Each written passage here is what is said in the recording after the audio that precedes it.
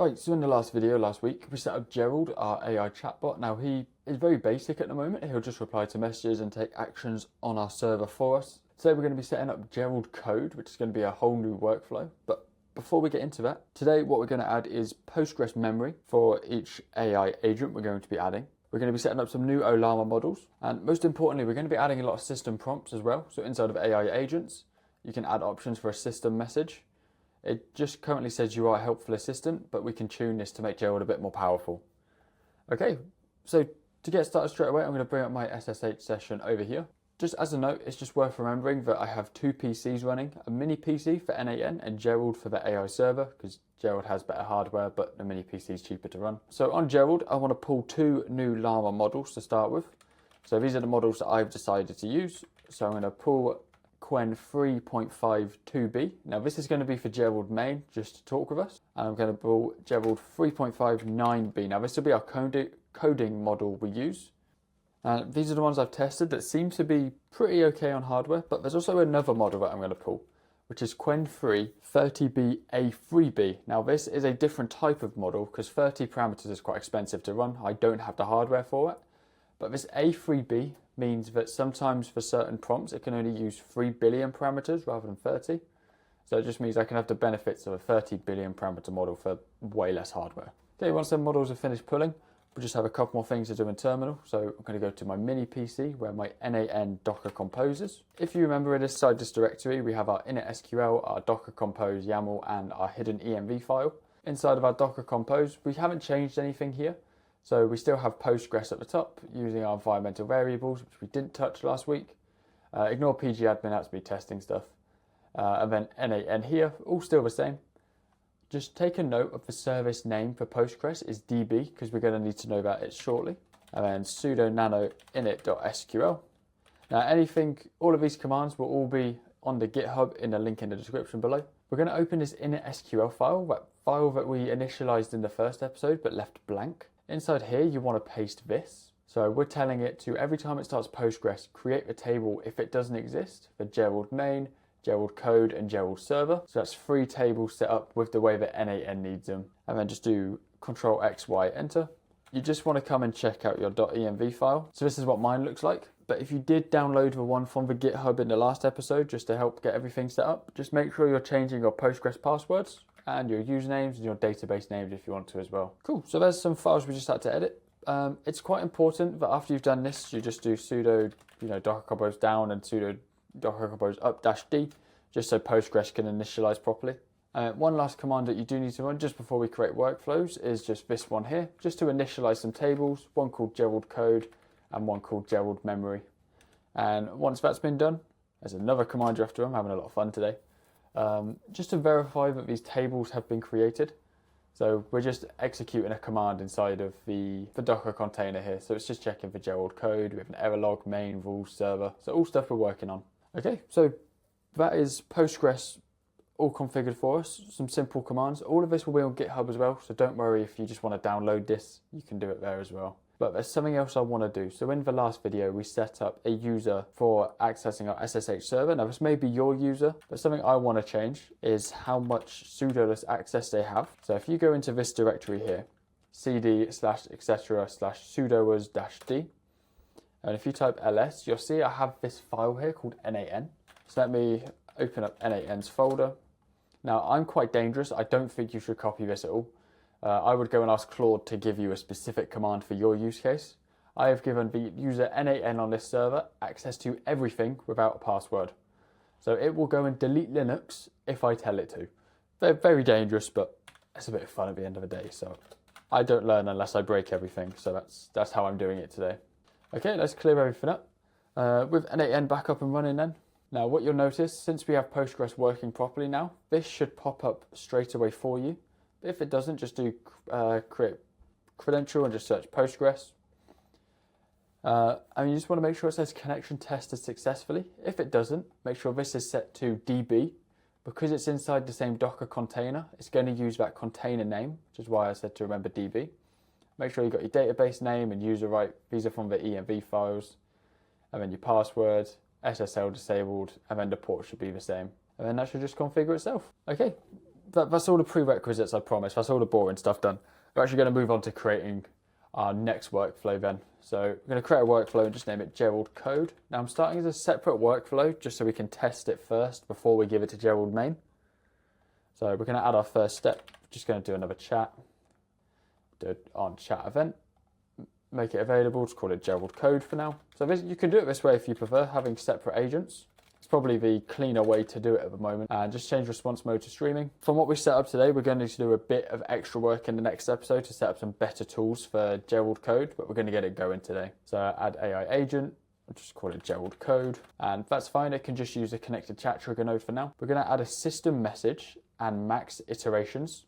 And we're also going to add enable streaming as well, just to make sure that's enabled. So max iterations I set to 25. So this is how many times it can iterate over the same prompt and keep running tools. So 25 should be plenty for what we're doing today. But what we really need is a system prompts now. So I've got these prompts that are on GitHub that are available for you to download. This is going to be the updated one. A specialist coding and server automation agent. You can be called by Gerald to handle tasks or talk to directly. So when we add it as a sub workflow, it will still work. So that way it knows what it's doing with our system message. This is very similar to what OpenClaw does. So if you remember in my big OpenClaw complaint video, it would wrap my prompt in about 30,000 tokens. This is pretty much a similar thing. We're wrapping our prompt in this, but this time you're actually seeing it happen. Right, let's add our chat model, come down to Ollama chat, and you'll see our new models here. Now, because this is the coding one, I'm going to give it 3.59B, and I'm going to go keep alive, and I'm just going to set it to 25 minutes, just because then our model's not going to turn off. And then memory. So we're not using simple memory anymore. We're going to Postgres chat memory. You'll see that autofills. And then I'm going to set this to define below. And I'll have to wait till I send a chat message. So this will error on our first try, sadly. But I need to add a key. And then our table name. So mine will be Gerald Code. But on that command that you ran to create the tables for the first time, this is my table here. Put in whatever you named it. Mine will be Gerald Code. For now, I'll just leave that as the connected chat trigger node. Right, let's publish that workflow for now. But it's not actually going to be able to do anything. So it'd be cool, a sub workflow. We'll just give it the AI SSH tool. And this is what I was talking about earlier, where this is quite a broad tool where it can just do everything. But for Gerald Code, we're soon going to add very specific tools, such as a write tool, a read tool, an updater tool, where it's going to be tuned to do specific commands, so that way it'd be way more thorough in what it can achieve. Okay, so we've published this, so let's go actually have a chat with Gerald Code. Say hello. Now, the first message will be a bit slow because the model hasn't warmed up yet. There we go. So ready for anything I've got. Let's first ask, what can you do? I'm Gerald, see how quick it is now. Your server automation and coding agent, here's what I can do. It's got action mode, the chat mode we looked at. It's got rules, so it's always going to save to home/projects, which reminds me it's quite important. But for testing, because this AI server SSH tool is mainly going to be Gerald's now, I'm just going to change this working directory to home/projects for now. Although it does have, full sudo everywhere, I'm just going to keep it tidy and we're just going to use this for now. Okay, so I'm going to ask it, can you make me a website that says subscribe to Nath server on YouTube and host it on port 10,001, please? Subscribing, that would help me out a lot. But you'll notice it's actually streaming replies now. So you'll see it sent its first message, it's still going. So build a simple website saying this, creating a simple website. So it's created the index, test it hasn't run, it's giving me notes. Files created, not run, website is ready to be served. So we come up here and refresh. There we go. In one message, Gerald has actually now come and hosted us a website, nice and quick, and it's done it all for us. It created the index, it installed the Python dependencies needed to host the server for me, and it put it on port 10,001. Okay, so there we go. Gerald Code is pretty much ready. Now it does just use the same AI server tool, and you're probably asking me, what is the point in adding a separate workflow when this kind of does the same thing? I'm just going to rename this agent to Gerald Server, because this will be our server agent, which will keep this tool and we'll make Gerald Code his own. What we are doing is we're using different models. So I'm going to set this to 2B. We're going to change Gerald main simple memory to Postgres. And then we'll just go to Gerald_main. Now, the command that you ran to create the tables, whichever you named them, so if you look at the command, I'll just, if I open up this text box and bring it here, so we ran this earlier on. this is the table name. So Gerald Code and Gerald main. So all I want is just Gerald main, just to tell it to use that table. But again, if these commands are getting a bit confusing, it's all in the description below, so you can just come and grab it here. Okay, let's republish Gerald server. And this system message, 50, whew, that's a lot, let's go 15. And then the system message for Gerald here, this will be in the description below too. So you are Gerald, you can tell I used AI to help me make these system messages. A home server AI assistant with the energy of someone who's seen too many failed Docker deployments, has opinions about it, so he's going to have a bit of a sense of humor, which is nice. So what we'll do now is just head into Gerald Code. So we know that this works, we've just hosted our first service. We're going to delete this chat message one, add a new trigger, and we're just going to do when executed by another workflow. Add a field, just call it coding task, and it'll be a string. And just connect that up there. And then just click run here, just so it exits successfully. Source for prompt, change to define below, and drag in coding task like that. Okay, I did also add a news post and we're going to be using that 30B model as well. So I'm going to enable a fallback model, drag Ollama over here, and then come down to Ollama again. Now this is completely optional. This is just for me to see if I can blow up my graphics card. Add that 30B parameter model. And then Gerald Code, if this model fails, it can pull this one as well, so it can use multiple. And then inside of Postgres memory, we're going to do that thing we spoke about earlier. So we don't want session ID because it's not going to exist. We want to define below, and we just want execution ID instead. So that way it's going to save things in Gerald Code under an execution ID. So that way it's still unique. Right, hit publish, then come back to Gerald main, and let me tidy up some of these tools. And then we'll just choose Gerald Code and then let the AI decide there. Okay, let's hit publish there. So just to summarize, we made a new sub workflow for Gerald Code, which has its own AI agent inside. So we're now using AI agents inside AI agents. And the reason we haven't used the same AI agent here is because this AI agent can have its own memory and its own models and its own flows. So soon Gerald Code is going to have loads and loads and loads of tools. I'm going to create them all between now and next week. These videos come out every Wednesday. So Gerald could just be really OP. Okay, so with that, we've pretty much set up a very basic Gerald Code. So you'll notice it's actually missing from here now. So let's just make sure Gerald can respond. Let's say hello. So there's the usual, but there's something more specific about you right now, what's on your mind. I'm just going to drag in a screenshot. Okay, I forgot to enable it. So inside of Gerald main, when chat message received, come down to options, allow file uploads and turn it on. And then just come back to publish. And then we'll just make sure this one is actually set to streaming as well, which it is, perfect. And just republish. Because uploading screenshots is a massive thing for me and AI. So there you go. And I'll just go, what is this? And I'll show you what it is before we upload it to him. So you go, it's just it's gone. Just an image of some hard drives.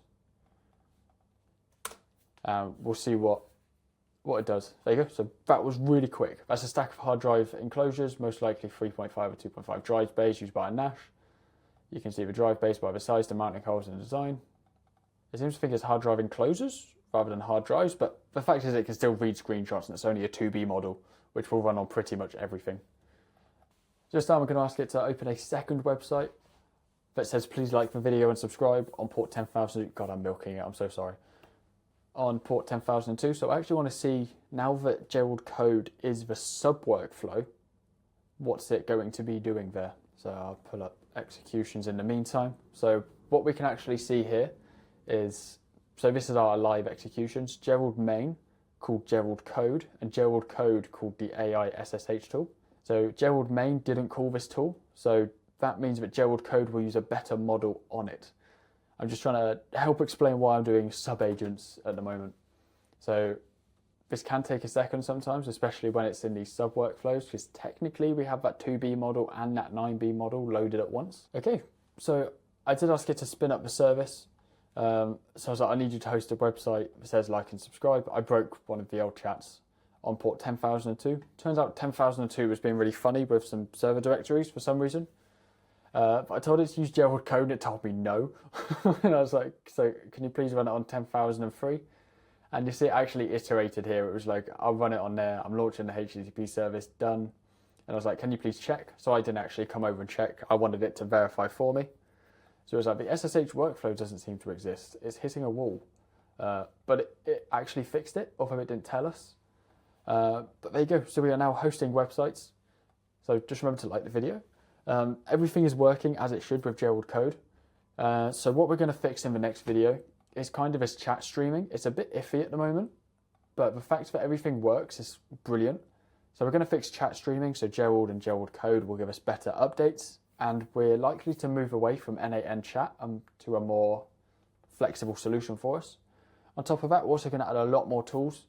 Gerald Main and Gerald Code currently share the same SSH tool. This isn't going to be very good in the future. We're going to set up specific tools.